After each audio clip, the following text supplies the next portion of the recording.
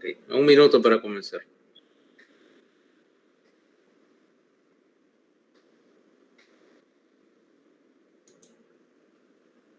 Hmm. 72.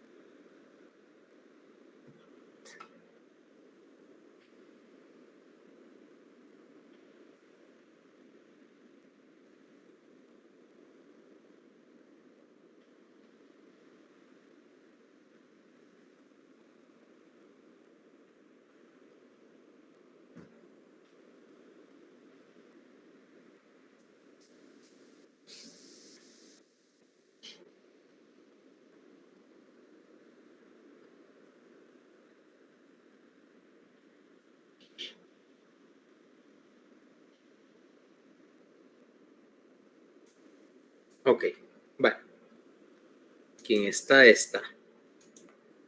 Bueno, entonces hoy terminamos pues con los temas que entran en el examen del miércoles. Ok, bueno, hoy y pues sí, tal vez mañana. Ok, o sea que en principio el contenido del examen del miércoles es todo lo que hayamos visto hasta el día de mañana martes. Chequeen hoy en la noche su correo porque ahí va a estar un mensaje que contenga los temas que se van a evaluar, por si a alguno todavía le quedan dudas. 2, el aula y local donde se va a tener el examen. ¿Okay? Si es que me lo dan en tiempo. Si no, de cualquier manera, el punto de reunión para el dicho examen. Les recuerdo, para el primer examen tienen que tener su carnet de vacunación y bueno, ustedes ya saben que para entrar en general o en teoría les van a pedir la forma 03. Yo sé que probablemente ahorita ya nadie está pidiendo papeles, ¿va? No sé si todavía los guardias se molestan en pedir identificación a la gente que entra, aunque lo dudo. No, no la piden. Ya sé cómo es. ¿Okay? Pero sí, yo sí voy a pedirles carnet de vacunas. Solo esta vez, pero sí, tienen que tener. Ok, entonces, en los pasados días vimos la arquitectura de la médula espinal, pero realmente lo que estamos aquí viendo no es, eso es, como decíamos, es cierto, pura teoría. ¿Va? Pura teoría, pero realmente necesitamos algo más. O sea, la razón por la cual vos te metiste a estudiar 8 años no es para aprender un montón de teorías, sino porque estás aprendiendo algo que implica poder resolver problemas médicos, ¿no? O sea, asumo por el momento que todos ustedes van en algún momento a dedicarse a alguna especialidad de medicina clínica, al menos es lo que todo el mundo cuando empieza la carrera de medicina considera, o la imagen popular de la medicina es alguien que está ejerciendo medicina clínica, que es cirujano o trabaja en una emergencia, pero estás moldeado en parte por la imagen que te da la televisión, hay que admitirlo. O trabaja en algún área de emergencias o está en su oficina, en su consultorio, etcétera. Y yo creo que ahorita ninguno de ustedes está pensando en hacer medicina que no involucra pacientes. O sea, si yo pregunto el segundo año, no creo. ¿A alguno de ustedes le interesa ser radiólogo? No, que no tiene nada de malo. Es una especialidad muy, muy rentable y es cómoda, por cierto. ¿A ninguno de ustedes le interesa ser patólogo, anatomopatólogo? Tampoco, porque no es la imagen que ustedes tienen de alguien que está sentado en Estas llegan tarde,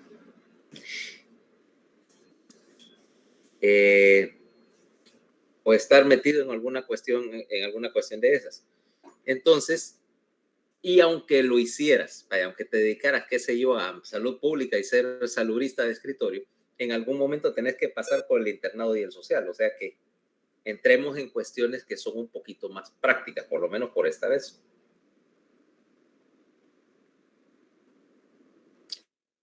Un escenario. Ponemos a Fernanda en el servicio social, ¿ok? Fernanda, te vamos a mandar a hacer servicio social para esta discusión, para nuestra discusión. Te estoy mandando a hacer servicio social al hospital de Tela, ¿ok? ¿Te parece?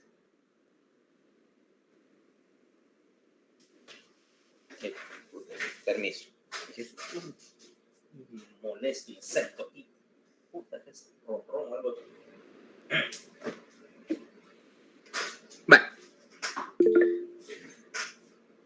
Vale. Entonces, micrófono no funciona. Cambia de ser. Cómprate un teléfono que sirva, por Dios, o pedí uno de cumpleaños. Ok, pero estás en el hospital de Tela. ¿Cabal? Ahora, estás de turno un día de Semana Santa y te llega un paciente, o te llevan un paciente. Clásica historia. Todos los años pasan en cualquier lugar. Tipo está con los amigos, es temporada de playa, etcétera. Se toma X número de cervezas y se le ocurre, no sé, hay una poza o algo parecido, un muelle, y se tira de cabeza a la poza o a la piscina sin saber la profundidad. ¿Ok? ¿Me va siguiendo? Resultado, se da de cabeza contra el fondo. Lo sacan los amigos y te lo llevan al hospital. Y el paciente, cuando llega al hospital, se queja de que está paralizado, de que no puede mover los brazos o las piernas y que está dormido de un nivel X lugar para abajo, no siente nada. ¿Ok? Como te digo, desgraciadamente eso es algo que pasa todos los años y que no tarda en pasar cuando en la Semana Santa el catarino siempre llega a más de uno de esos. ¿Ok? Ahora, ¿cuál es el problema que tenés entre manos? Porque vos estás ahí, en el hospital. Obviamente que no vas a resolver el problema primario porque asumir, lógicamente, bueno, no hay que estudiar medicina para sospechar, bueno, esto es una lesión neurológica, probablemente se partió el cuello, se quebró el cuello, tiene una lesión medular aparentemente. Pero entonces, ¿qué crees que tenés que, y no solo Fernanda, cualquiera de ustedes, qué preguntas tenés que poder contestar examinando a ese paciente? Bueno, pues en cuanto a la sensación... Espérame, casi no te oigo, pero tu micrófono está haciendo eco. ¿Me decías? Pues sí siente que hasta qué parte tiene sensación cutánea y así puede mover los dedos. No sé, o sea, más que todo... No. La pregunta no se la estás haciendo al paciente, te la estás haciendo a vos. ¿Qué es lo que porque vos tenés que tomar una decisión de qué hago con ese paciente, ¿verdad? Entonces. Ok, ajá. ¿Cuál sería la pregunta entonces? Esa es la pregunta que vos te estás haciendo. ¿Qué querés saber o ¿A qué nivel fue el daño? Uno es, precisamente empecemos por ahí. ¿Dónde está el problema? ¿Okay? ¿Dónde está la lesión? 2, en dependencia de dónde está el nivel, eso te trae una segunda pregunta. ¿Qué actividades? Ajá. ¿Se irá a morir ese paciente? Pues no creo, a lo mejor va a dejar de tener esas funciones, pero bueno, depende también de la lesión que tenga. Exactamente, tenés que localizar el nivel y tipo de lesión porque de eso depende qué es lo que le va a pasar a ese paciente. Y 3, hacia dónde o bajo qué diagnóstico tenés que remitirlo, porque asumimos que estás en el servicio social, en el hospital de Tela, y que por lo tanto sos un médico en servicio social, no un neurocirujano. Y dos, de que aunque lo fueras, probablemente en ese hospital no existe los recursos para resolver el problema. Sin embargo, tenés que saber bajo qué circunstancias lo vas a trasladar y con qué grado de urgencia, porque si no fuera una urgencia de trasladarlo, por ejemplo, el sábado santo a las 3 de la tarde, ¿va? O un viernes santo, si dice, bueno, y ese paciente podría esperar para después. Primero, porque tengo otros pacientes que ver. Segundo, porque el ambulanciero está en la playa. El ambulanciero está en la playa. La ambulancia no está disponible. ¿Ok?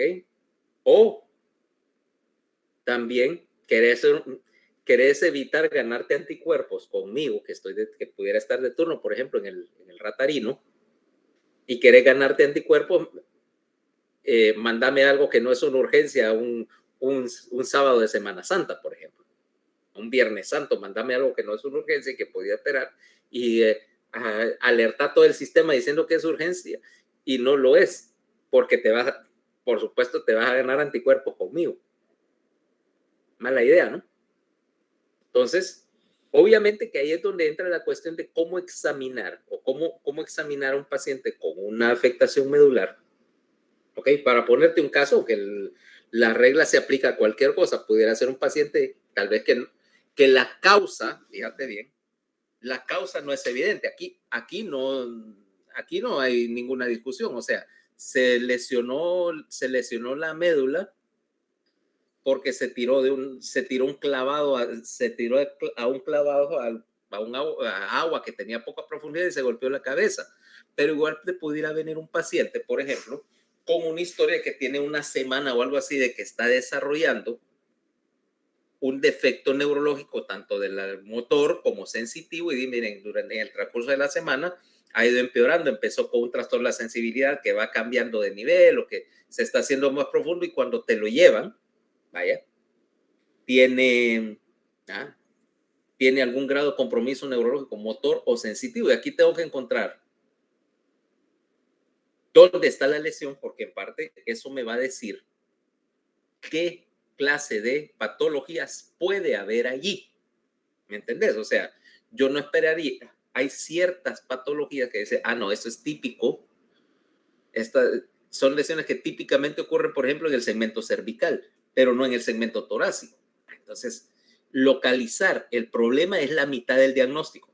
En neurociencia, en neurología o en neurocirugía, si vos sabes dónde está la lesión, vos podés empezar a asumir y recortar la lista de diagnósticos que tenés que descartar. O sea, si estás trabajando en orden. Y si trabajas en orden en neurociencia, las cosas, fíjate que son lógicas. No necesariamente tan simples a veces, pero son lógicas y el diagnóstico es bien preciso. Es decir, ok, ¿dónde está la lesión? Ok, está en tal lado, probablemente. Búsquenle háganle una tomografía para ver porque probablemente tenga tal cosa. Y cuando llega tu interno, doctor, tiene tal cosa, ¿va? O si no, mira, esa la hacía en el Catarino, sabiendo localizar lesiones y sabiendo determinar qué podía hacer. Entonces mandaba a un paciente que yo ya sabía que tenía, mira, hacerle una tomografía. Mandaba al interno. Y entonces venía aquel con el sobre en la placa. Doctor, aquí está la tomografía, dice que tiene tal y tal y tal cosa en tal lugar. Y entonces me daba con la cara aquel meme. ¿Cómo lo supo? ¿Ah? Yo había hecho el diagnóstico, la tomografía. Si sabes hacer diagnóstico, básicamente es para confirmar tu sospecha. Pero primero y segundo, vaya, suponete que mandaste ese paciente. Y entonces, vaya, mejor aún, suponete que ya no estás de servicio social, estás trabajando ya como médico general, Luis. Y estás trabajando en un hospital que tiene los requisitos, estás en el Valle o en Semesa. Entonces venís vos, estás de médico de turno en Semesa y te traen un paciente que, bueno, misma historia, se tiró un clavado viene con un defecto neurológico. Entonces los familiares obviamente no lo llevan al hospital público, sino que bueno, tienen los recursos y entonces lo llevan directo a CEMES.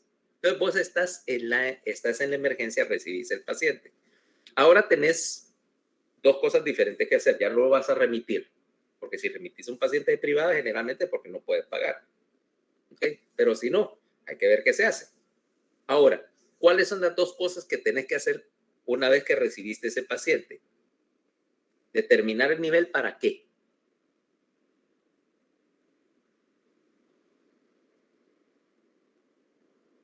Determinar el nivel, no entiendo, ¿puedes volver a reformular la pregunta? Bueno. Te llevo un paciente a CEMESA que se tiró de un clavado a una piscina y no tenía suficiente profundidad y se dio un cabezazo, no puede mover X parte de su cuerpo, brazos y piernas, o piernas o brazos, como querrás llamarlo. Y bueno, la historia es evidente, pero te llega. Ahora, vos estás de médico trabajando, te voy a poner en la emergencia ese mesa, y tenés que hacer algo con ese paciente, obviamente, ¿verdad? Lo primero que haces es examinar y determinar el nivel. ¿Por qué necesitas determinar el nivel antes de cualquier cosa? Para ver qué tan grave es. Número uno, porque tenés que saber que si el paciente va para cuidados intensivos, tenés que empezar a llevar a los intensivistas. Número dos, le tenés que pedir algún tipo de estudio de diagnóstico, ¿no?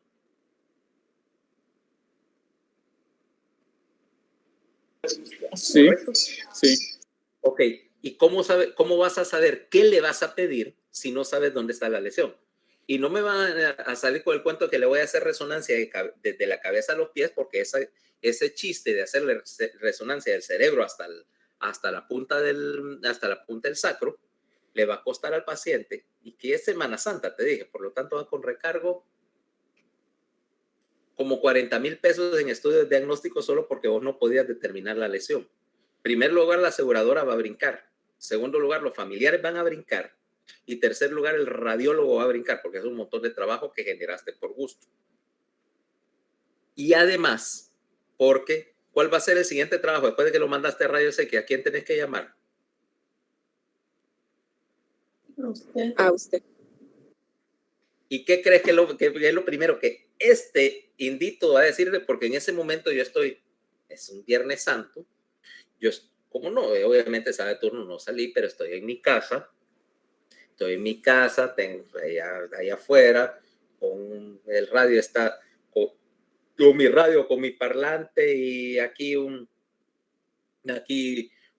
precioso vaso de refresco o algo así. O sea que si me voy a mover a esa mesa, o sea, que salirme a la piscina, vestirme, dejar mi refresco ahí que se caliente, pues obviamente quiero saber para qué me estás llamando. Entonces, ¿qué es lo primero que te voy a preguntar? Yo siento que lo primero que va a hacer es regañarme porque mandaste todo. Yo no te voy a regañar porque... Le va a tocar que buscar en todo. O sea, yo tendría que tener la capacidad mínima para saber dónde fue la lesión y que no le tengo que revisar toda la radiografía. Exactamente. Yo te voy a preguntar, doctor, mire que tenemos un paciente aquí que le pasó esto y esto y esto. Ok, macanudo. ¿Dónde está qué nivel tiene? ¿Cuál es el nivel neurológico de ese paciente? ¿Cómo está? Para saber si uno le puedo decir, mira, espera que hacerle esto y esto y esto y esto, andarlo ingresando y yo llego más tarde. O sea, digo, esto puede esperar a que me termine mi refresco, almuerce y vaya por la tarde. Puede ser. Pero puede que tenga que ir corriendo. Ahora, si no me sabes decir, no sé qué tiene, ahí sí te van a... Yo y cualquier otro neurocirujano de este pueblo te va a decir, hey, compa, si me vas a llamar, llámame con el mensaje completo. No me estés dando las noticias a cuentagotas. ¿Ya entendiste? Incluso por tu propia preservación. Entonces aquí caemos a un asunto. ¿Cómo examinar a un paciente? ¿Cómo determinar el nivel? Y de hecho, vamos a definir un par de cosas de entrada. primer lugar, cuando hablo de nivel, estoy hablando del nivel segmentario neurológico, o sea, de los, ¿cuántos segmentos? 31 que hay en la médula, y que dije que el último segmento, el número 31, el primero coccidio, lo vamos a tirar por el desagüe porque no tengo manera de examinarlo, y como no tengo manera de saber si está bueno o malo, no entremos en discusiones filosóficas de que si lo está. Veamos lo que podemos, uno puede tratar lo que puede examinar y nada más. O sea, lo que puede detectar. Si no, obviamente no existe. Entonces, hay 30 segmentos. Implica que, como son en este sentido independientes, pueden fallar de un nivel generalmente hacia abajo, porque las cosas van, las señales van hacia el encéfalo, o sea que vamos a decir un nivel de X adistal, que es lo común. Lo común, podés tener lo que vamos a llamar un nivel suspendido. Por ejemplo, que tenés una afectación parcial, C1 bien, C2 bien, C3 bien, C4 bien, C5, C6, C7 afectados, C8 otra vez normal y para abajo. O sea, eso se llama un nivel suspendido. Y existe, ¿no? Hay ciertas circunstancias donde va a ocurrir. Ok. Y entonces decimos, bueno, ¿cuál es el nivel? Y entonces vamos a tomar una definición formal de nivel neurológico que te dice que el nivel neurológico se define como el nivel del último segmento que está normal al 100%. ¿Ok? ¿Eso qué quiere decir? Por ejemplo, vamos a poner un caso, los dos extremos. Paciente, estás examinando los segmentos. C1 bien, C2 bien, C3 bien, C4 bien, C5 bien, C6, 0. No hay función ahí. Ok, el nivel es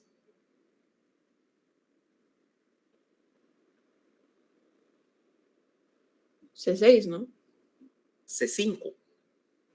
C5 estaba bien, C6 ya está afectado, por lo tanto el nivel va a ser C5. Vamos a definir formalmente, tiene nivel. Y vas a exponer en el expediente la afectación de C6 adistal, que es lo usual. ¿Ok? Vaya, te lo voy a poner de una manera más sutil. Empezás a examinar C1, C2, C3, C4, C5, S2, bien. S3, bien. S4, bien. S5, 90%. ¿Cuál es el nivel? S4. S4, porque S5 ya está afectado. Vos me dirás, 10% de afectación de S5 es casi nada, ¿va? Porque eso de la puntita se afectó, pero formalmente hablando, es nivel. O sea que para decir que un paciente está neurológicamente indemne, tiene que tener integridad completa de S5. E integridad, vos vas a medir 3 parámetros ahí. Vas a medir como son separados o independientes del uno del otro, la sensibilidad, la actividad motora y la integración de los arcos reflejos, o sea, la actividad refleja. ¿Ok? Fíjate que para cada segmento implica que vas a tener que hacer 30 determinaciones de 3 cosas, o sea, motor C1, sensitivo C1, reflejo C1 si existe, C2, C2, C2, y empezar a chequear así, ¿verdad? De tener una carta ahí con chequecitos. Y de hecho, mira, porque de hecho vas a utilizar alguna carta parecida a esta que te voy a mostrar. Que es la manera, lo puedes hacer mentalmente, ¿ok? No es que sea a fuerza, pero pudieras estar utilizando una carta como esta, mira, que vos vas chequeando, taca, taca, taca, taca, taca, taca, taca, taca, taca. Y al final, solamente puedes decir que un paciente está normal si aquí en la última fila, en los totales, está perfecto. ¿Ok? ¿Cabal? Ahora, ahora viene otra vuelta de la tuerca. Como la sensibilidad.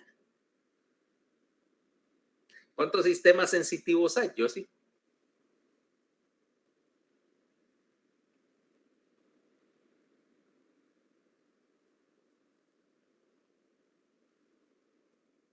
Yo diría que habrían 31. No dije segmentos, dije sistemas. A ver, además dije Yossi. No sabría decirle, doctor.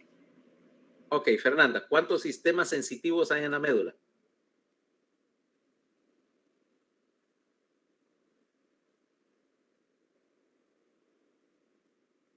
Yo tampoco sabría decirle. Crickets. Cri, cri, cri. César.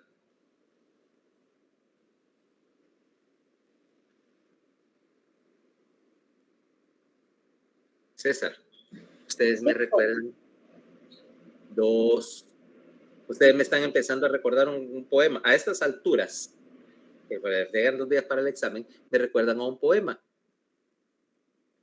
O parafraseado que dice, si tú puedes sonreír cuando todos los demás están frunciendo el ceño y mantener alta tu cabeza cuando todos los demás la agachan, es porque no has comprendido lo grave de tu situación. ¿Ok? Te faltan 2 días para el examen y eso se lo voy a preguntar. O sea que, tómenlo. Tenés 2 sistemas sensitivos ahí en la médula. Uno es el sistema del cordón lateral y ventral, o sea, paleoespinal, que transmite, a ver, yo sé, ahí sí.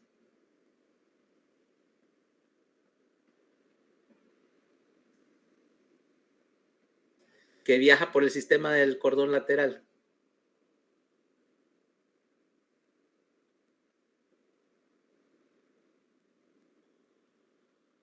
More crickets. Fernanda. Estos serían musculatura. El sistema del cordón lateral sensitivo, porque estamos hablando de sensibilidad.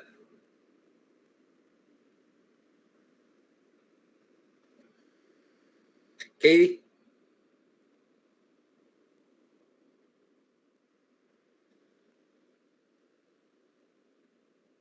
Idea. Sistema del cordón lateral, espino talámico lateral, ¿qué viaja por ahí?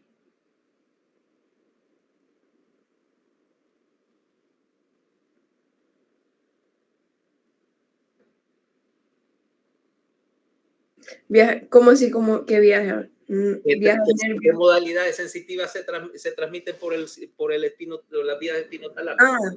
El tacto protopático, dolor somático y temperatura. Ok, quiere decir que ese es un sistema. Y ahí tenés el otro sistema neoespinal en el cordón dorsal que transmite gráciles y cuniforme. Esas serían tacto epicrítico, propiocepción, consciente, propiocepción. Consciente, valiente. Y vibración. Ahora, los 2 sistemas están en sitios separados de la médula, o sea que uno puede fallar mientras que el otro está intacto. Por lo tanto, tenés que examinar la sensibilidad, tenés que examinar los 2 componentes separadamente, ¿ya? Porque alguien me puede decir, no, mira, y ese es un error clásico. Vienen y creen, examinen la sensibilidad y agarran y empiezan. Siente. No se preocupen, este cuchillo, como todos los de esta maldita casa, yo no sé por qué les quiebran la punta. O sea, y dice, no, sí siente que le están puyando, ¿ah? Ah, no, sensitivo intacto. Y el paciente tiene una lesión del cordón dorsal y no siente la vibración ni la propiocepción. O sea que sí tenía un defecto que no fue detectado. El examen de la sensibilidad no es empezar a agarrar y el clásico, la manera clásica de hacerlo, el que no sabe, ¿va?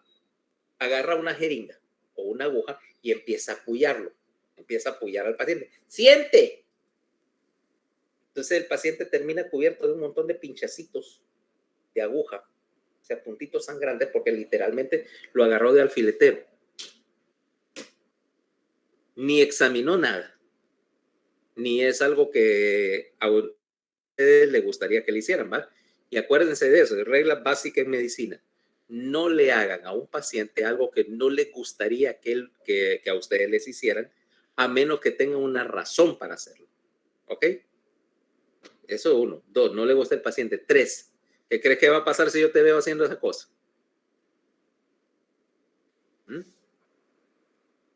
Te la vas a Me lo va a hacer a mí. probablemente, pero con una aguja de Bean Silverman, que es de este largo y de este grueso, ¿ok? Hay una aguja de caballo.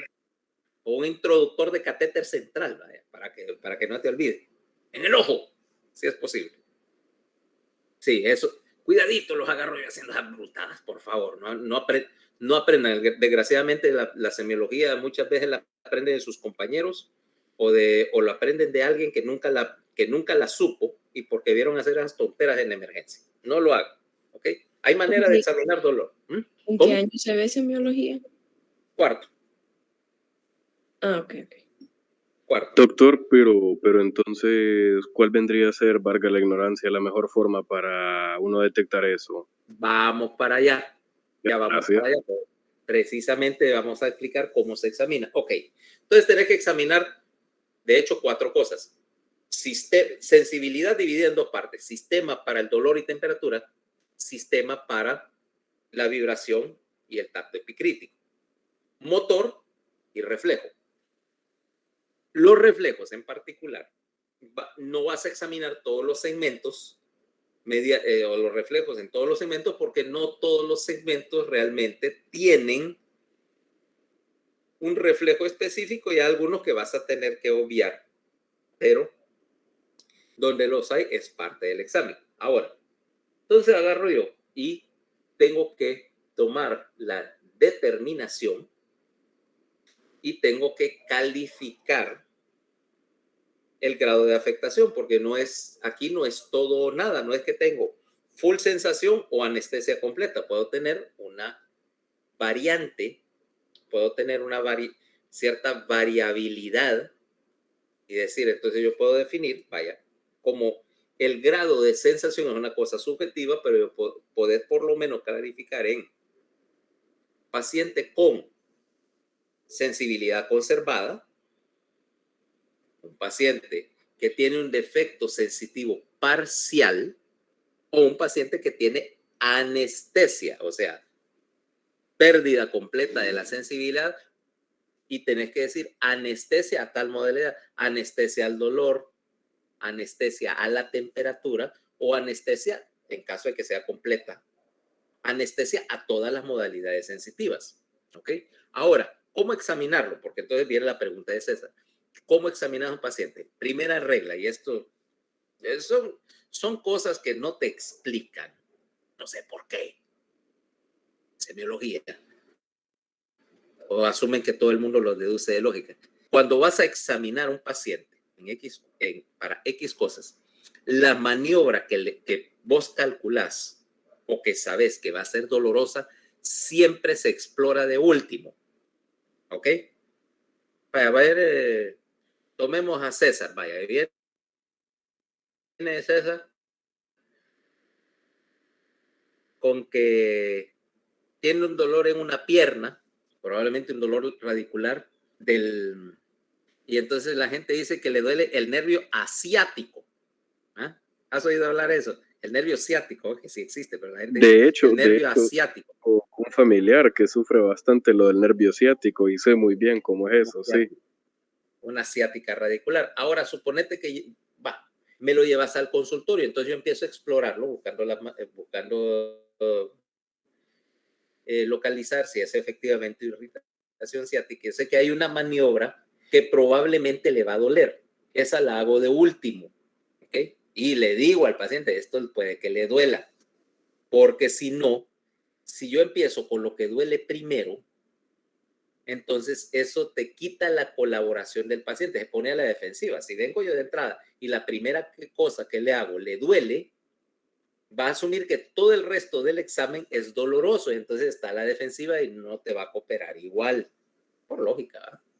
Siempre uno empieza con la no dolorosa, y aquí como estás explorando dolor, es lo último. Primero, entonces, vamos a explorar, de hecho, por ejemplo, empecemos con el sistema del cordón dorsal. Propiocepción consciente, y esto implica, por ejemplo, asumiendo que el paciente esté corticalmente entero, porque si no, la cosa es un poco más difícil y no vamos a entrar en eso ahorita en segundo año.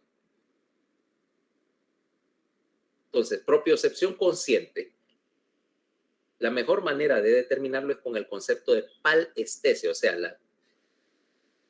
la percepción consciente de la parte corporal. Entonces, por ejemplo, agarro y por ejemplo, para las extremidades, tengo este dedo y cierro los ojos. Le pedís al paciente, haces esto. ¿Para dónde estoy doblándole el dedo? ¿O qué dedo le estoy manipulando?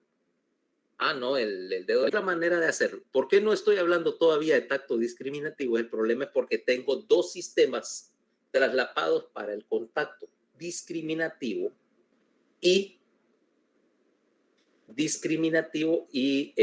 protopático. Entonces, yo puedo explorar el contacto ligero. Entonces, agarro una. Hay una cosa que se llama un pelito de Von Frey, por ejemplo, que es como una cerda de cepillo, como el pelito de un cepillo, un poquito tieso, y que yo puedo estimular ligeramente, decir, siente, siente, siente, segmento por segmento. Ok, empiezo a explorar. C3, C4, C5, siente, siente, siente el tacto, siente, siente. ¿Dónde estoy tocando? En tal lado, porque hay que corroborar que el paciente... Y a veces uno corrobora, siente, a veces vas a encontrar que muchas veces el paciente, particularmente los pacientes más sencillos, te van a decir sí. Porque, como quien dice, para quedar bien, porque esperan que uno quiera una respuesta positiva y a veces no siente. Entonces, siente. No, y ahora, etcétera. Entonces ya exploraste y vas explorando C7, C8, T1, T2, T3, segmento por segmento hasta llegar al quinto segmento sacro. Un poquito más acerca de los segmentos sacros cuando lleguemos a ellos. Y luego, vibración. ¿Cómo se explora la vibración? ¿Con qué? ¿Cómo explorar vibración? Muy buena pregunta. ¿Y si le pongo un teléfono vibrando cerca? Esa es la manera moderna de hacerlo. Un diapasón es la manera tradicional. ¿Sabes qué es un diapasón? No. Sí. En inglés, a tuning fork. Tampoco, pero cuéntame. Un diapasón parece un tenedor así, entonces, ¡ping! Uno lo golpea y vibra, ¿va? A cierta frecuencia. Los diapasones vienen para cierta frecuencia, de 256, de 512, de 1 kilohertz. ¡Ping! Porque te dan un tono X, ¿va?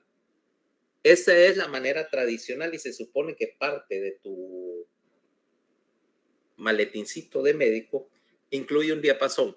En la vida real, muy poco se usaba, pero literalmente vos tenés la opción de que tenés un teléfono que vibra y no hay nadie de ustedes que no tenga uno y lo anda 100% del tiempo. O sea, por muy correcto que sea el diapasón, vos lo haces con lo que tenés disponible.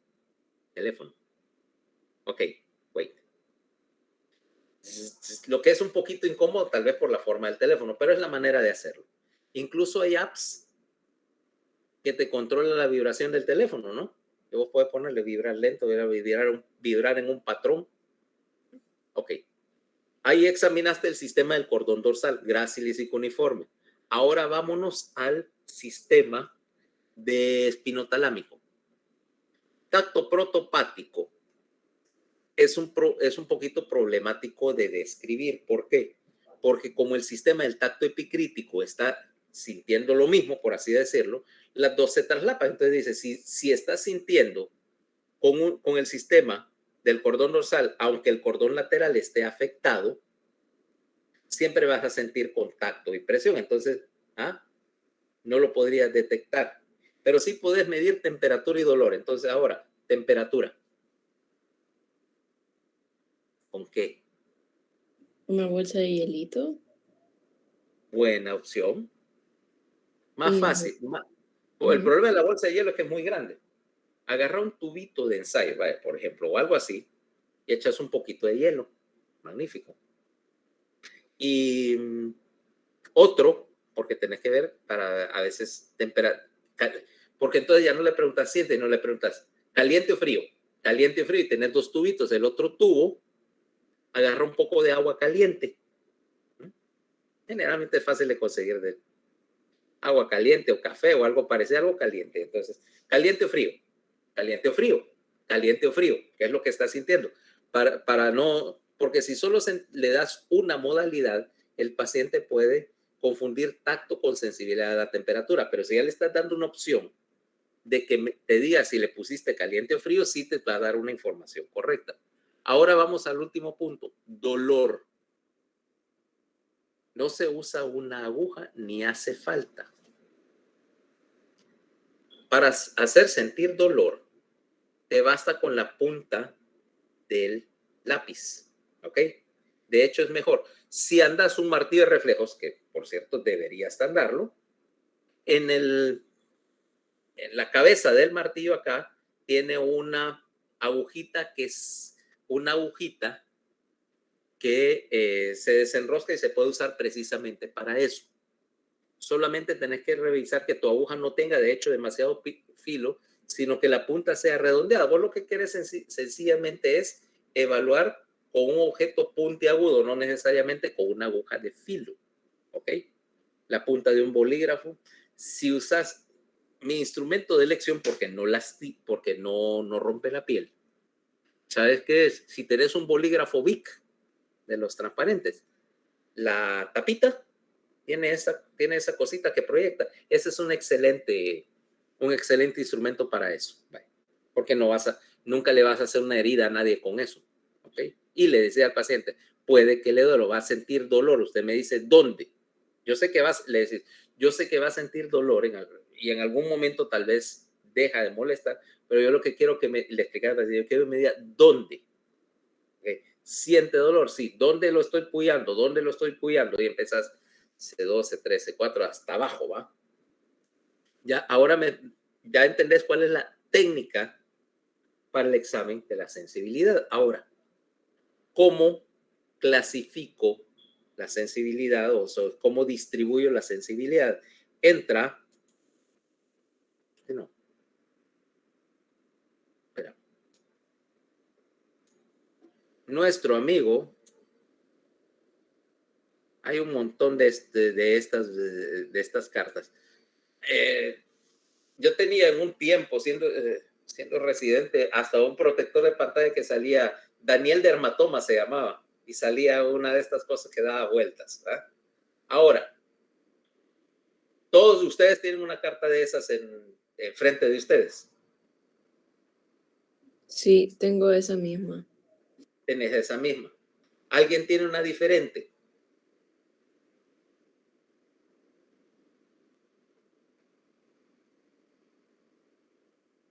¿Alguien tiene una que no sea exactamente esa? ¿O solo Fernanda se molestó en sacar la carta? De hecho, hay dos, si más no me equivoco. Bueno, en el libro que estoy usando en macro, sí hay dos. Hay dos. Pudiera ser, aunque probablemente la otra es una carta de la inervación. Ahí es donde quiero que aclaremos. Una de esas es la carta de la distribución de los dermatomas.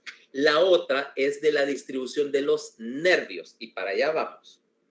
Fíjate bien. Vamos a hacer una definición aquí bien clara. Eso que tenés ahí son los dermatomas y vamos a definir la palabra dermatoma. ¿Qué es dermatoma? O formalmente.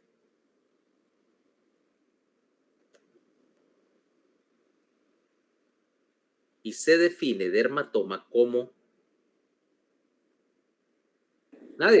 Es un área sensitiva de la piel que está inervado por un solo nervio. Por un solo segmento medular. Precisamente ese es el detalle. Okay. Dermatoma, formalmente lo vamos a definir como el área de piel o mucosa está inervada por un solo segmento medular. ¿Okay? Contrastalo con la palabra territorio. Territorio, que es el área de piel o mucosa inervada por un nervio periférico. ¿Ok? Los dos no son lo mismo. De hecho, en algunos sectores, por ejemplo, en el tórax, sí coinciden. Pero si yo te pongo una carta de los nervios periféricos, ahora te lo voy a poner acá. Doctor, es un área de la piel inervada por un segmento de la médula. Eso es dermatoma. Ujú. Ahora mira, te voy a poner aquí esta carta. Te voy a poner acá, espérate. Mira esta. Esta es una carta de la distribución de los nervios periféricos. Mira que no se parece. Vamos a copiarla para compararla. Aquí la voy a poner al lado.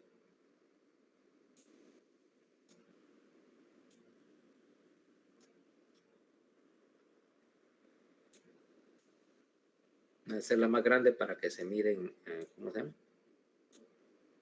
Para que sean comparables de tamaño.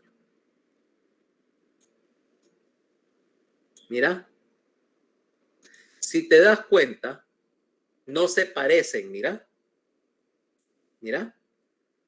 Esta es una carta y en particular en las extremidades no se parecen en nada. Esto es por una simple y sencilla razón. Un nervio periférico, llámalo, cualquiera de los nervios,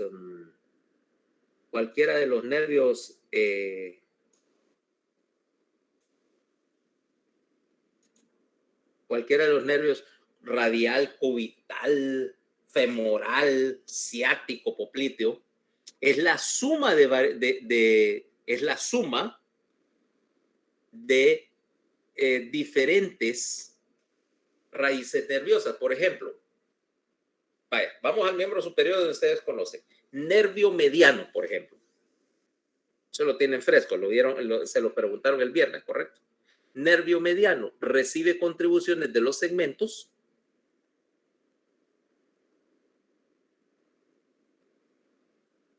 ¿No vieron el plexo braquial? Sí, me imagino que está preguntando los segmentos C7 y alguien que me ayude ahí. ¿Cuál es el otro? Solo ese 7, vaya. Bueno, serían todos, ¿no? Serían C5, C6, C7, C8. No, C6, C7, C8 y a veces con componente de T1. Rara vez veo que tenga C5. Puede pasar, pero es bien raro. ¿Ok? O sea que el territorio del nervio mediano va a estar traslapado o va a estar montado sobre esos tres territorios, ¿va? Mientras que el territorio del segmento C6 es bien definido. Y aquí no me voy a meter. De hecho, aquí no vamos a hablar de territorios nerviosos periféricos. Ese es el problema, en todo caso, como de costumbre, de anatomía macroscópica. Aquí me interesa la distribución segmentaria, porque es la que vas a usar para examinar la médula. La distribución de los nervios periféricos te interesa, ¿no? Los territorios, cuando estás buscando una lesión de plexo o una lesión del nervio periférico, y entonces tenés un defecto correspondiente, obviamente, al área que lo cubre. Pero entonces, aquí definimos, por lo tanto, la diferenciación entre un dermatoma y un nervio periférico. O sea que cuidado con tu libro de anatomía, porque lo que te está mostrando no son dos diferentes cartas de las dermatomas. Te está mostrando dos cartas diferentes, de dos cosas diferentes. O sea, son dos mapas independientes entre sí. Como decir, qué sé yo, uno es el mapa de las montañas, el otro es el mapa de los ríos. ¿Sí? No, uno no necesariamente se correlaciona con el otro. Ahora, lo que yo estaba diciendo es que, por ejemplo, ahí tenemos esa carta de dermatomas que vos sacaste, bueno, copiaste de algún sitio de la internet. Creo que es del National Library of Medicine, creo. Pero puede que alguien haya sacado otra carta de otro sitio. Yo pregunto, ¿alguien tiene otra carta de otro sitio? ¿O lo sacó de otro libro? Los miotomas. No, yo no estoy hablando de los métodos, estoy hablando de los dermatomas. Ah, no. Puede existir más de una carta de los dermatomas, en otras palabras.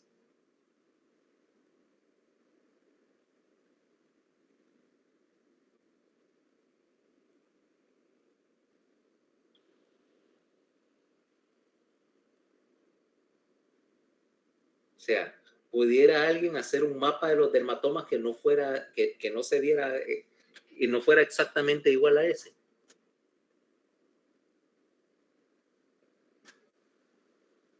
Puede ser alguien que tenga algún, no sé, algún problema con los nervios, por ejemplo.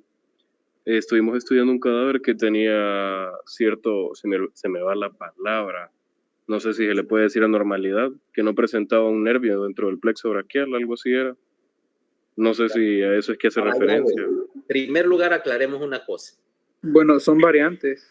A eso iba, que en cuyo caso podría ser quizás eso lo único que podría variar, no sé. La palabra en primer lugar es variante, o sea, decir, y cuidado porque esto de hecho tiene implicaciones incluso hasta filosóficas o éticas.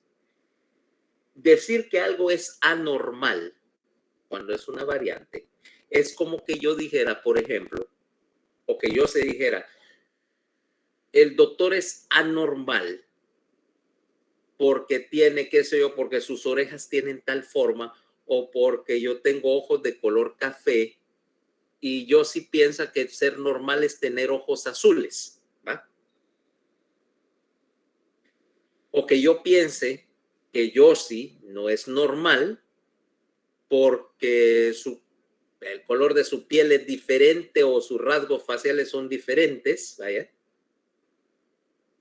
Y te das cuenta que son variantes, son diferentes formas de ser normal. Y que si empezás a meterte en ese camino, ya sabes por dónde termina eso, ¿ah? Un lugar donde si empezás a clasificar la gente por esa clase de clasificar que algo es anormal cuando es variante y que incluso lo haces patológico, ya sabes que eso, la última vez que, no, 3 demandas fijas, no. La última vez que un pendejo se le ocurrió pensar que eso era una buena idea, hubo 40 millones de muertos, ¿ok? A eso me refiero. Gracias por la corrección, entonces.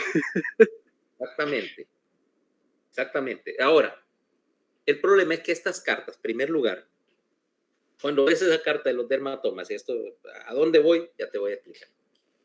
Son un promedio, ¿ok? La media, tomaron una enorme cantidad de pacientes y empezaron a explorar, hicieron los mapas de el mapa de los dermatomas de un montón de pacientes y lo juntaron para hacer un promedio, ¿ok? Pero no quiere decir que todos seamos exactamente igual al promedio, estamos cerca, pero que no es necesariamente igual. Ahora, como un promedio implica necesariamente, matemáticamente implica, que depende de la población que lo estés diciendo. Vaya, por ejemplo, voy a hacer y decir, ¿cuál es la estatura promedio de un humano adulto? Entonces vas y suponete que empezamos a tomar la medida y que tomáramos como promedio de estatura. Aquí en Honduras, donde generalmente somos relativamente chaparros, te va a decir, bueno, la estatura promedio es de un adulto humano es de 1,65 y es válido para nuestra población. Pero si vos medís 1,65, no creo que se hace el promedio en Suecia, ¿va? Para ponerte una manera. Entonces, estas cartas, a veces vas a tener una carta de dermatomas que varía una de la otra. Y en particular en los segmentos que son alimentados por los plexos lumbar o cervical o cervicobraquial, es donde vas a tener más variación porque ya dijimos que el plexo tiene variantes, ¿cabal? Entonces, no necesariamente hay 2 cartas iguales. Segundo, estas cartas se hicieron, la mayoría de ellas se hicieron por promediando estudios de lesionología. Y eso, ahora, ¿a qué me refiero con lesionología? Para hacer una carta de los dermatomas, la mejor manera es agarrar un montón de lesionados medulares. Por ejemplo, tengo lesionados de C5 y empiezo a examinar cientos de ellos y me doy cuenta que todos los lesionados de C5 tienen un defecto sensitivo de aquí para distal. Luego agarro todos los lesionados de C6, que yo sé que, entonces C6 ya tiene este segmento más y termina de aquí a distal. C7, C8, C9, C7, C8, perdón, T1, T2, y vas, T1 tiene un defecto acá, T2, T3, T4, T5, así. Ahora, para hacer una carta por eso, examinando los efectos de una lesión en un paciente, y si quieres hacer un promedio, necesitas un montón de pacientes. ¿De dónde saco un montón de pacientes lesionados medulares? A ver. Sobran ahí, ¿no, Catarina? No tengo suficiente para hacer una carta. Necesito miles de ellos. Traumatología, en algún hospital federal, en un condado de Estados Unidos, qué sé yo. ¿Qué es la única cosa que me pueda generar miles de lesionados medulares en poco tiempo?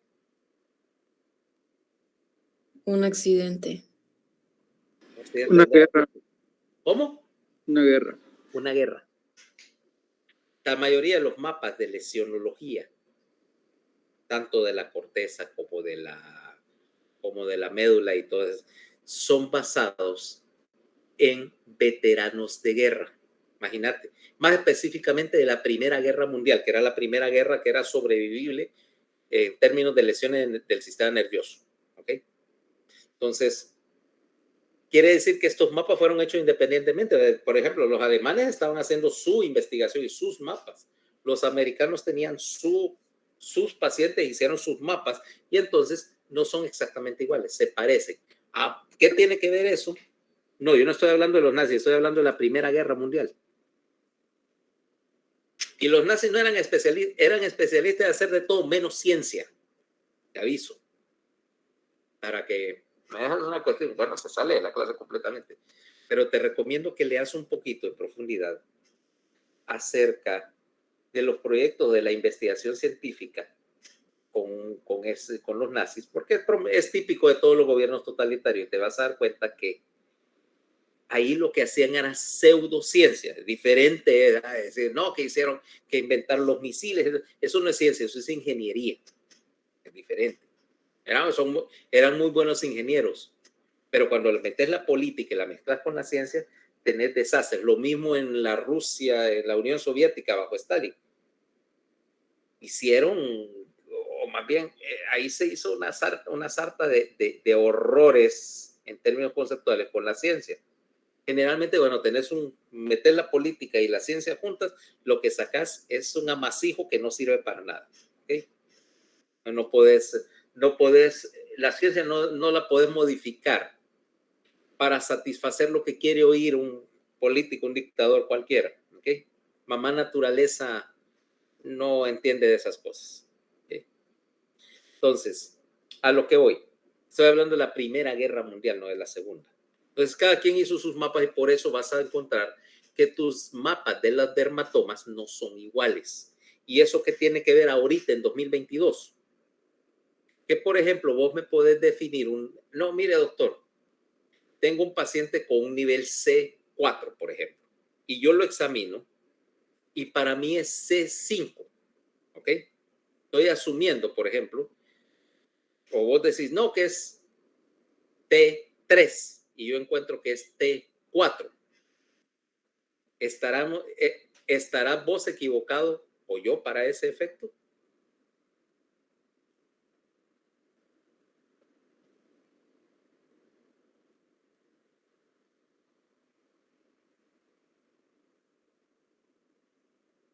Si yo te digo C3 y vos decís C4, o yo digo C4 y vos decís C3, ¿estará uno de los dos equivocados? ¿O los dos? Pues Sí, porque los dos estarían equivocados. ¿Cómo? ¿Qué decía Fernando? Uno a la vez. Cualquiera de los dos podría estar equivocado. Ninguno de los dos cabe dentro de la variación normal. Si vos me das un nivel y yo te digo el adyacente, o sea, si vos me decís C4 y yo te digo C5, puede caber dentro de la variabilidad normal, ¿ok?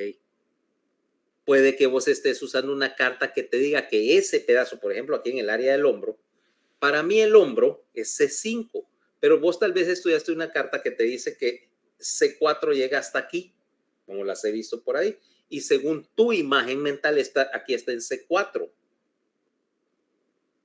Es posible, está dentro de la variación normal. Lo que quiero que aprendan es que en las personas, los mapas de cualquier tipo no pueden ser tomados como mapas absolutos, ¿ok?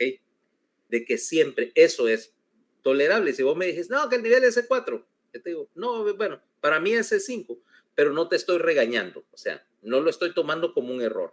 Estoy tomando en su mapa, en el mapa con que ella estudió, o la cartita que tiene, no sé, en el teléfono para consultar, está así. Y acordate que el mapa que yo te estoy diciendo es mi mapa, de hecho, mental, porque obviamente después de años de estar viendo cartas de dermatomas, yo ya tengo la carta aquí grabada en el coco, y ya tengo, como dice, mi carta, vaya, mi manera de verlo, que es tan válida como cualquiera de las otras. Me ha servido durante muchos años la que tengo grabada, pues. Entonces, digamos, si hay lesión y se ubica, se manejaría en un rango de, digamos, C4 a C5. De 1 más menos 1, vaya. Lo que vos no me puedes decir es C5, que yo te digo, la lesión es C5 y vos me vas a decir es C8 o T1, ¿va? Es demasiada, le digo, ahí sí te voy a decir, esa variación no es aceptable, o sea, estás muy fuera del plato y ahí sí ya estás equivocado, ¿va? Pero si alguien me dice, no, que, por ejemplo, y puede variar, acordate, como lo que decía los plexos pre y postfijo, puede que, por ejemplo, este dedo aquí sea C6 y aquí sea C7, porque tenés un plexo más alto que el otro. Y es variante, o sea, y la inervación cambió, o los segmentos no están inervados simétricamente, entonces aquí tengo, ok, mira, en esta persona pertenece a C6 y en esta persona aquí ya pertenece a C7. En la misma persona, ¿verdad? O sea, no, estas cartas son generalmente precisas, pero no son absolutistas al milímetro, ni quiero que lo tomen como absolutista. Ahora, la otra cosa que te complica aquí es el hecho de que los dermatomas, ahí te los pusieron separados, pero en la vida real, un dermatoma, vamos a ponerte aquí, C6, y yo tengo esta área inervada por C6. Luego, aquí al lado tengo C7. Y ves que aquí hay un área donde los dos se traslaparon. Lo mismo arriba. Tengo ahora C5.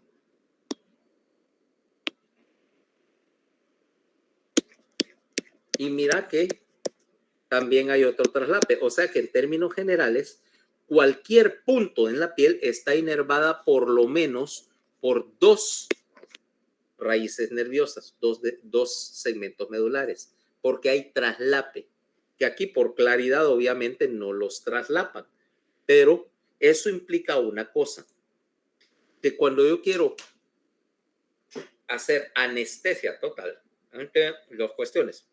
Primero, si yo quiero hacer anestesia, por ejemplo, tenemos un caso. Tomemos a César. Viene César. Y ¿te gustan las motos, César? No, les tengo tremendo pánico. Ok. Pero suponete que te voy a dar una moto y por alguna razón vas a andar, ¿sabes andar en moto? Sí, o sea, sí sé usar, pero casi no me gustan, es lo único. Bueno, a mí tampoco me gustan gran cosa, o sea, no es lo que yo preferiría como elección, o sea, sí sé usar una moto, pero tampoco me vas a ver en una. Me parece que el riesgo no se justifica. Y así como manejo, pues también tengo un poquito de instinto de autopreservación. Ok, venís, te voy a dar una moto buena, vaya, para que no digas que te vas a pegar un cachimbazo, te lo vas a pegar bien.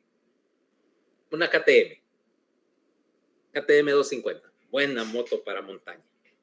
Venís vos, te caes y te golpeas y te fracturas 3 costillas porque había una piedra o algo así, te fracturaste. Ok, una costilla, vamos a hacerlo más. Suponete que te llevaste la 5ª costilla, ¿ok? Si nunca te has fracturado una costilla, no sabes cómo duele esa mierda. Pregúntame cómo lo sé. ¿De dónde se cayó? ¿Cómo? ¿De Y esa dónde? vez, esa vez sí no tuve la culpa. Me iba cruzando, un baboso se tiró el alto y me dio de costado. Entonces, ¿me entiendes? El carro se croasanteó de un todo, así, ¿va? Entonces el riel de la puerta me dio en el tórax. Como para variar, ya te imaginas que yo no estaba amarrado al carro, o sea, no andaba puesto el cinturón. Entonces sí me fracturó una costilla. Fue hace años. Mira, no es peligroso. Una costilla rota no es peligrosa a menos que tengas un fragmento ahí, fragmento suelto.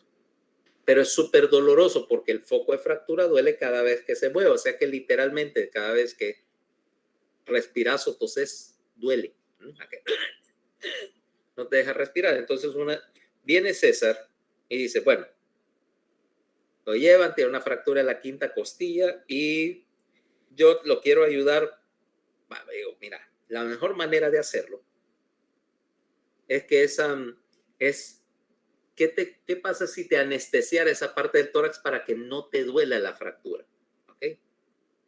Me dice, no le duele la fractura de la costilla, pues puede respirar tranquilo, puede toser mejor. De hecho, mejora, porque como puedes toser y respirar, el pulmón no hace tendencia al colapso. Entonces vengo yo y digo, bueno, es la 5ª costilla, ahí está el 5º nervio intercostal. Voy a agarrar un poquito de anestésico y buscar el nervio intercostal debajo de la 5ª costilla, aquí cerca de donde está en la vértebra. Te pongo un poquito de anestesia ahí y te doy analgesia. Como no sentís nada, macanudo. Es más, si funciona, probablemente puedo agarrar incluso un poquito de un agente neurolítico como alcohol de 70% e inyectarte el nervio, alrededor del nervio, para que el nervio se queme y, bueno, va a volver a crecer, pero te da como 6 meses de analgesia. Ahora vengo yo y te bloqueo el nervio que va para la 5ª costilla, o sea, ese dermatoma, solo ese. Te ayudé.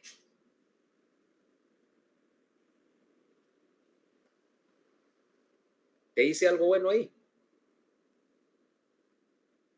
Honestamente, no, solo trato el dolor por mientras, es decir, sigue el causante del dolor, sigue la costilla rota. Honestamente, no te voy a poner nada. Fregate. Yo te estaba queriendo quitar el dolor, que es lo que friega de la... Honestamente, andate. A sufrir a tu casa. Te lo mereces. Desde el punto de vista neurológico, vaya, ok, dejemos este desagradecido. Vaya, Luis Carlos, ¿te parecería eso? Que si llegas a la emergencia del hospital con una fractura de costilla y yo te quiero ayudar, te bloquee el nervio. Pues causaría un daño, básicamente. Otro de esos. Pues sí, dice, se puede dañar un nervio. Si es que lo estoy queriendo dañar. Va a crecer en 6 meses, pero te doy 6 meses de bloqueo del dolor. Se llama neurolisis. A ver, Fernanda, vos sí lo aceptarías o sos igual que toda esta partida de ingratos. No sé, la verdad. No sé si lo aceptaría. Creo que no. Pero fíjate que eso es de todos los días. Y de hecho, yo andaba buscando quién me hiciera eso el día que me fracturé la costilla y me costó hallar a alguien que supiera la técnica. Y me lo hicieron, me lo hizo, bueno, obviamente un amigo, un colega. Magnífico, porque entonces ya no andaba molesto. Ahora, si vos te fracturas la quinta costilla, vaya, puedes probarlo temporalmente y te lo bloqueo con un anestésico local, que es para eso, pero el efecto solo te dura unas horas, ¿no? Ahora, ¿qué pasa si tenés el quinto nervio y yo te bloqueo solo ese nervio? Estoy resolviendo el dolor.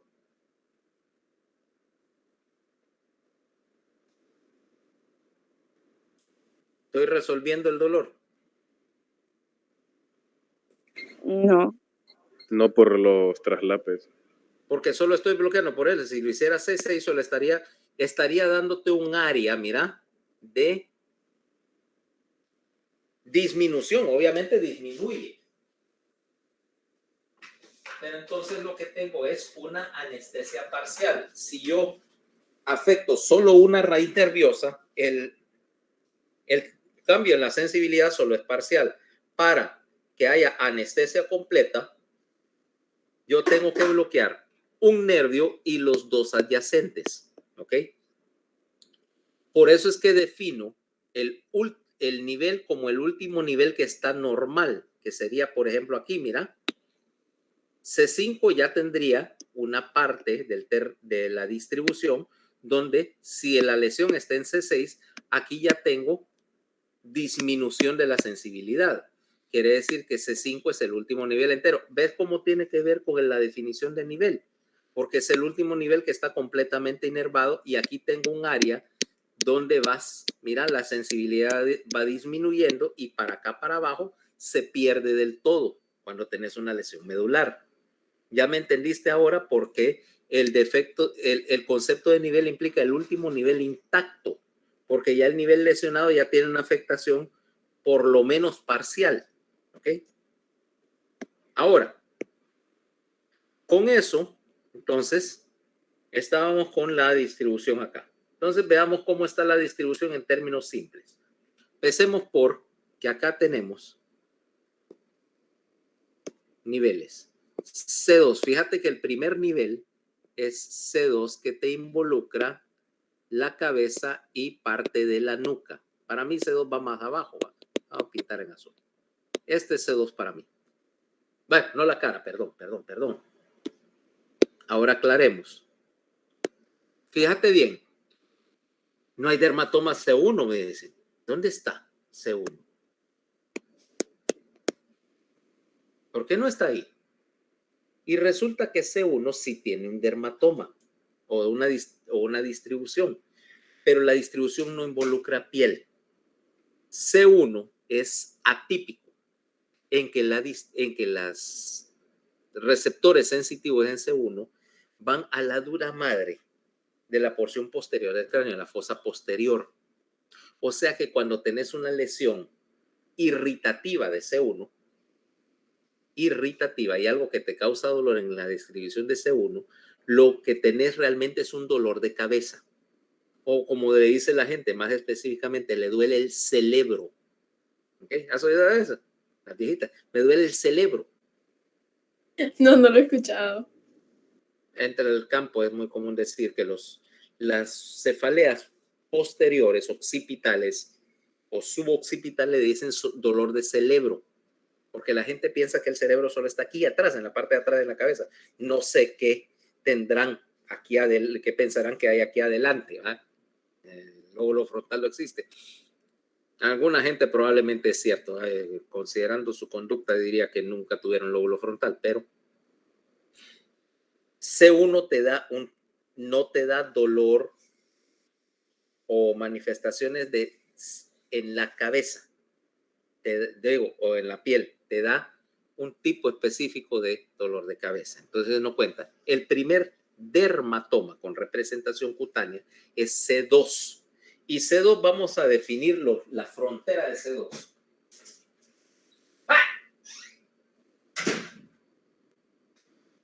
La frontera de C2, porque C2 es un caso interesante. Acuérdate que ahí es el punto donde convergen dos sistemas sensitivos. El sistema sensitivo para la cara y la cabeza, que esto se integra al tallo, está en la columna sensitiva para la cabeza o columna del trigémino, que lo vamos a hablar en el capítulo del tallo.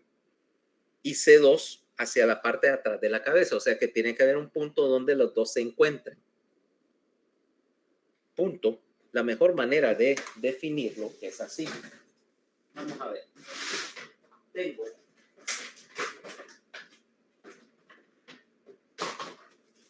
no, estos son muy grandes. Pero bueno, muy grandes. Tengo uno más pequeño. Vamos a esperar. Saquemos este. No es tan grande, pero no es muy pequeño, pero es menos grande. Ok, todos nosotros tenemos algún tipo de audífono de estos. ¿Ah? Mira mira la línea esta. Mira la línea esta, donde van los audífonos. Esa ahí corresponde más o menos con la frontera entre trigémino y C2 para atrás. ¿Ok? La frontera está aquí, a nivel de la sutura coronal del cráneo. Que precisamente los audífonos van ahí porque ese es el punto más ancho de la cabeza donde se pueden sostener.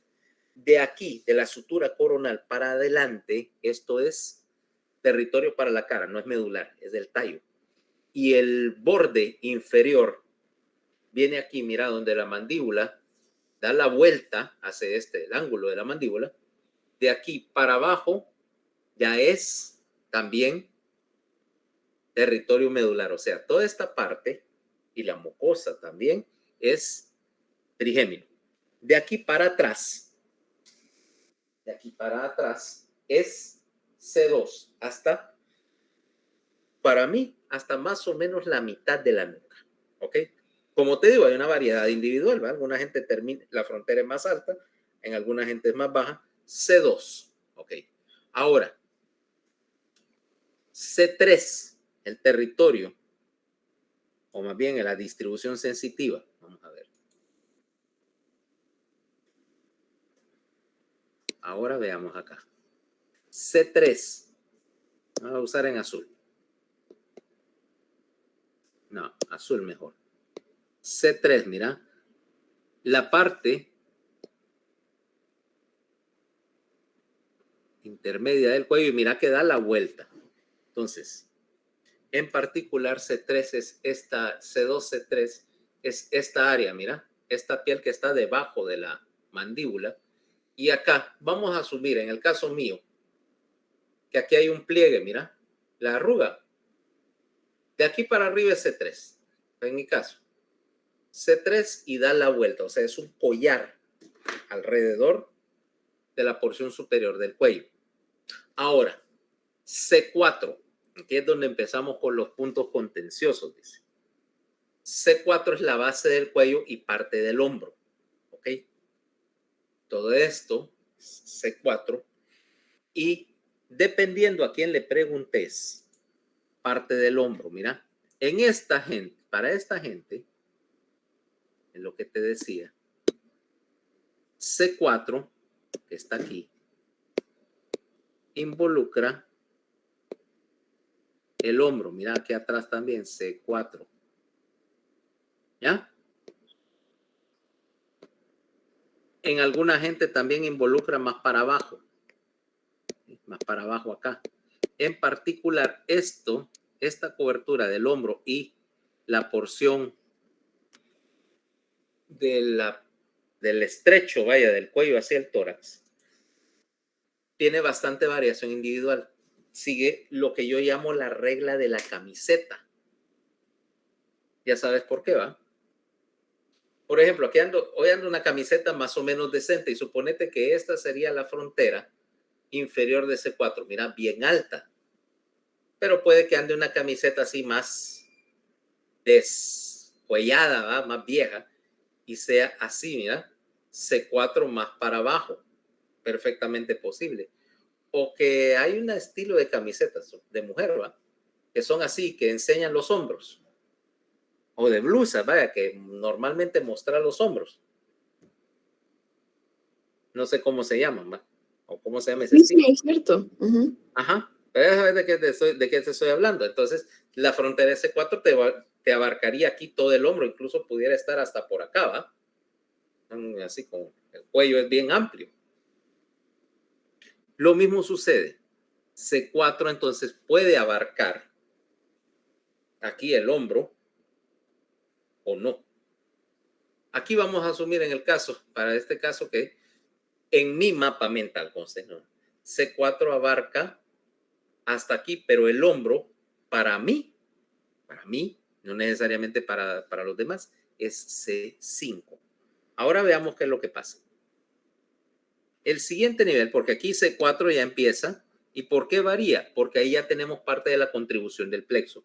Ahora mira C5.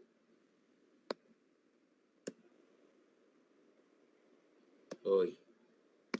C5 me abarca variablemente el hombro, como te dice, y la piel sobre la porción lateral y ventral del antebrazo, o sea, la piel sobre el bíceps, hasta el codo. ¿Ah? O sea, en vivo es esto, mira, de aquí hasta por acá. Toda esta piel y la cara lateral. Esto es C5. Luego, mira que de ahí viene, después de C5, viene C6. Ah, genio. C6, claro que sí. Y mira C6 ahora. C6, en este caso, me está abarcando esta distribución, mira, del codo, la cara radial del antebrazo, muy importante, el pulgar. El pulgar es casi consistentemente o casi garantizadamente cae en el territorio de C6, mira. C6. Y generalmente el dedo índice. Ahora, este dedo índice a veces tiene lo que llamamos distribución partida, que entonces C6 llega hasta la mitad del índice y este es compartido entre C6 y C7, a veces es todo, a veces la frontera entre C6 y C7 va a abarcarte también el tercer dedo, o sea, C6 siempre agarra esto, mira, toda esta parte de acá, siempre agarra el pulgar y casi invariablemente me agarra este, a veces este, o sea, la frontera puede estar aquí o puede estar acá. Debajo de C6, entonces, obviamente, C7. C7. Perdón, borremos acá también. C7 es bien variable. Aquí en este, por ejemplo, me abarcó estos dos dedos. A veces me abarca este, pero mira, este es el sector. Y me abarca aquí también estos dedos. Y esto puede ser variable. C7 puede llegar más hasta acá, casi hasta el codo en alguna gente. O sea, es una cuña. Es una cuña que me agarra esta parte de la mano, mira. Esta porción central acá para abajo. Nunca pasa del codo, o sea, siempre termina en algún punto acá. De ahí viene el siguiente nivel que es C8. C8 es el dedo meñique, la cara cubital de la mano y del antebrazo hasta generalmente el codo. Esto es C8 y el meñique, podés decir constantemente el meñique es C8, ¿ok? De ahí, aquí viene el otro punto de contención, T1. T1. Vamos a ver. T1 involucra la cara.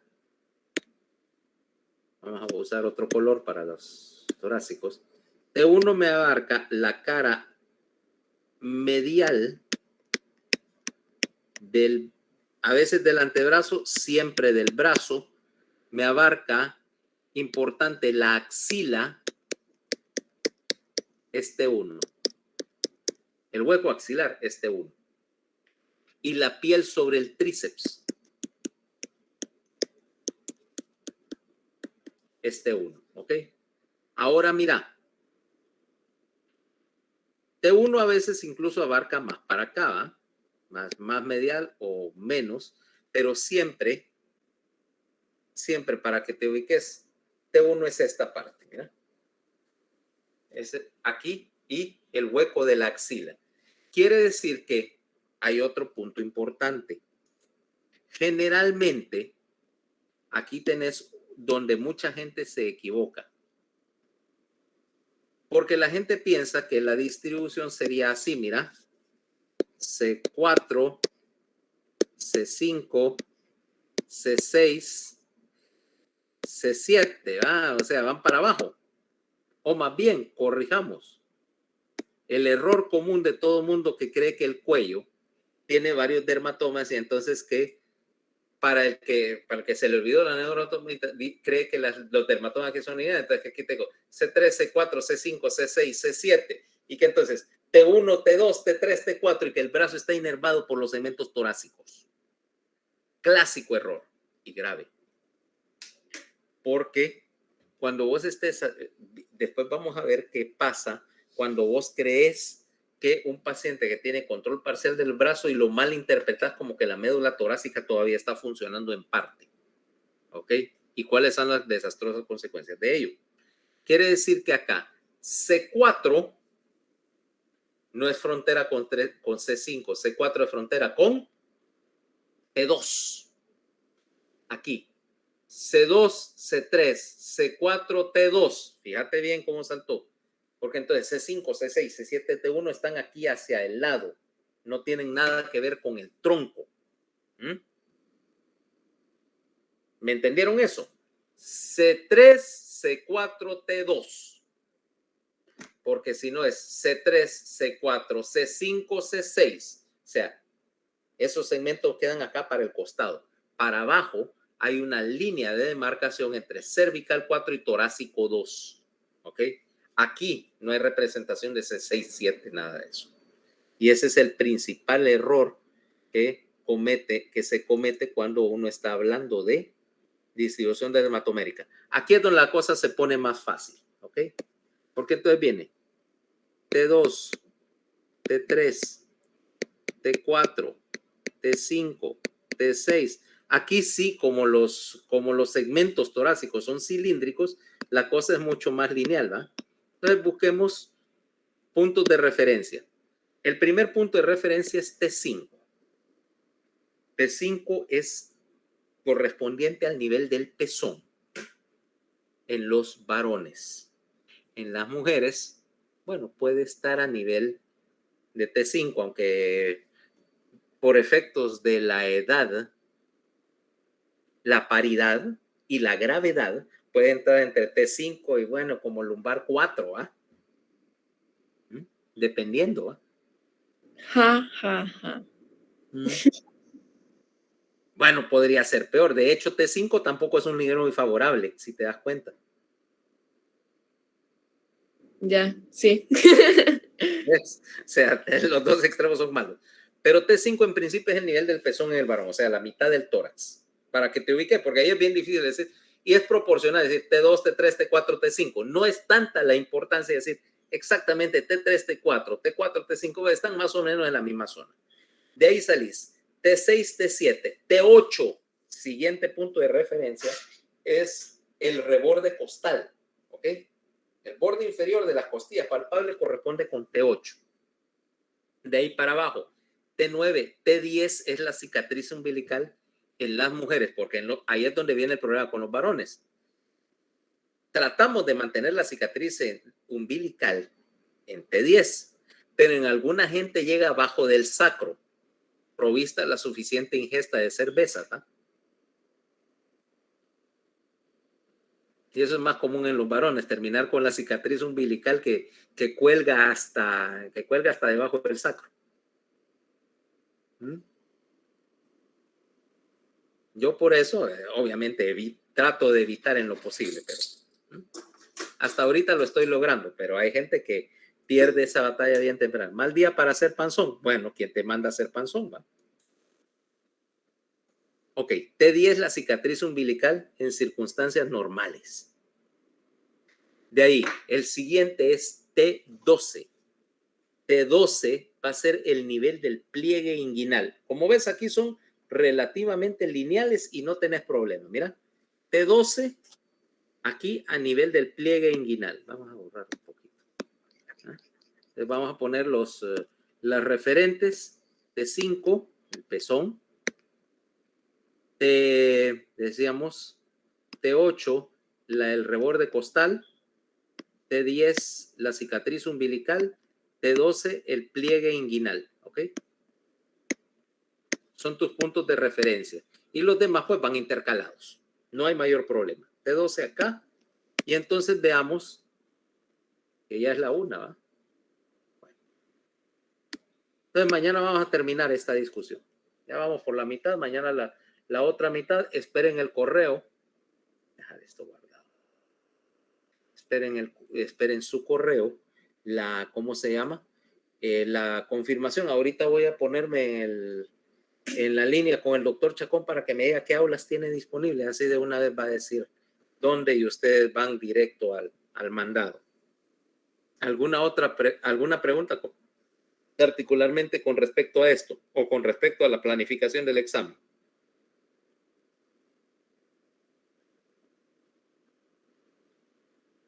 Pues por mi parte no todo está claro, solo voy a esperar la invitación.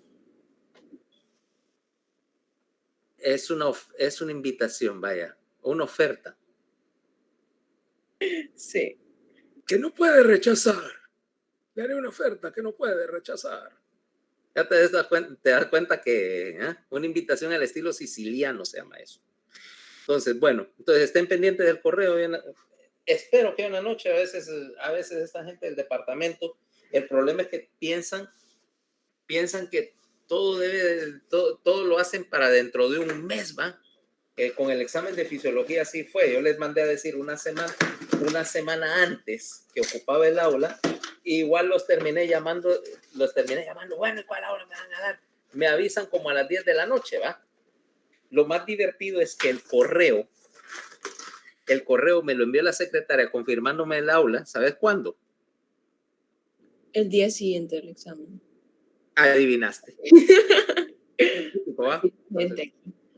Sí, así son. Entonces, estén pendientes. Yo tengo que ahorita que empezar a hostigar gente por teléfono hasta que alguien me diga cuál. Si no, y fíjate que me dijeron el aula 205 y al final lo hice en la 204, se equivocaron de aula. Porque eso es lo que voy a terminar haciendo. Probablemente ese día me den tal edificio y yo sencillamente agarrar la que esté abierta para no andar persiguiendo la llave.